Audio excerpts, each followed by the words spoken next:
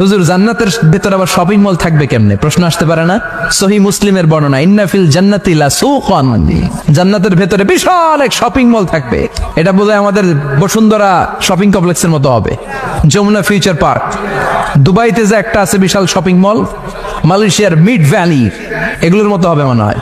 কত বিশাল যে shopping mall হবে। সহিহ মুসলিমের বর্ণনা, প্রতি শুক্রবারে সব জায়গা থেকে বন বন করে মৌমাছির মতো জান্নাতীরা ওই শপিং মলে শপিং করতে আসবে। ইচ্ছে মতো দেদারসে পোশাক কিনবে, ইচ্ছে মতো শপিং করবে, টাকা দেয়া লাগবে না, ক্রেডিট কার্ড লাগবে না। সুবহানাল্লাহ পড়েন। ইচ্ছে মতো শপিং করবেন।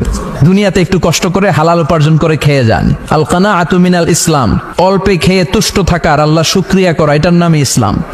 অল্প খাও, অল্প পড়ো, অল্প জমাও, অল্পের ভেতরে বরকত ঢুকাই দিছে কে? অনেকে দেখবেন অনেক খাই খাই নাই নাই করে, এটা যাদের স্বভাব তাদের কখনো বরকত হয় না। অল্প খাবেন, অল্প পড়বেন, আর হালালের সাথে সম্পর্ক করবেন।